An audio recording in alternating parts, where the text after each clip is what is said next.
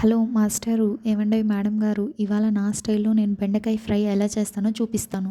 ముందుగా 300 గ్రామ్స్ బెండకాయలని తీసుకొని శుభ్రంగా వాష్ చేసుకుంటున్నాను.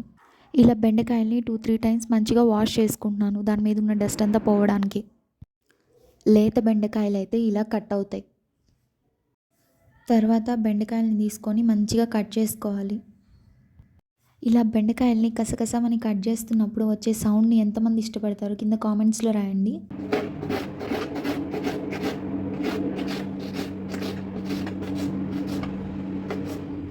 బెండకాయలు కటింగ్ త్వరగా అయిపోవాలంటే ఒక టిప్ చెప్పనా? 3-4 బెండకాయలని తీసుకొని ఒకేసారి కట్ చేస్తే త్వరగా కటింగ్ అయిపోతుంది. కానీ కటింగ్ చేసుకునేటప్పుడు మాత్రం జాగ్రత్త అండి, కటింగ్ చేస్తూ వేలు కట్ చేసుకోకండి. తర్వాత ఒక ఆనియన్ తీసుకొని సన్నగా పొడవుగా కట్ చేసుకుంటున్నాను. తర్వాత ఒక వెల్లుల్లిపాయను తీసుకొని సన్నగా కట్ చేస్తున్నాను. ముందుగా ప్యాన్లో కొంచెం ఆయిల్ వేసుకొని హీట్ చేసుకుందాం. ఇలా చిన్న చిన్న బబుల్స్ వచ్చాయంటే ఆయిల్ హీట్ అయినట్టు.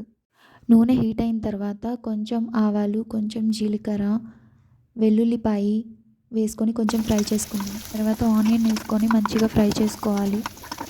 ఆనియన్ లైట్గా వేగిన తర్వాత బెండకాయ ముక్కల్ని వేసుకోవాలి.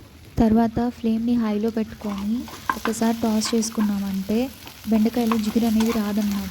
తర్వాత ఫ్లేమ్ని సిమ్లో పెట్టుకొని కొంచెం పసుపు, 1.5 టీ స్పూన్ సాల్ట్ వేసుకొని మంచిగా ఫ్రై చేసుకోవాలి. పసుపు, ఉప్పుని ముక్కలకి బాగా పట్టించుకోవాలి. కూరని మధ్య మధ్యలో కలుపుతూ ఉండాలి, లేదంటే అడుగు మాడిపోతుంది. చూసారా, బెండకాయలు మంచిగా ఫ్రై అవ్వడం స్టార్ట్ అయ్యి కలర్ చేంజ్ అవుతుంది.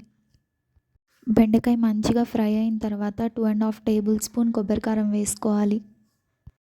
కారం వేసుకున్న తర్వాత ఒక 2 మినిట్స్ మంచిగా ఫ్రై చేసుకున్నామంటే ఎంతో టేస్టీ బెండకాయ ఫ్రై రెడీ.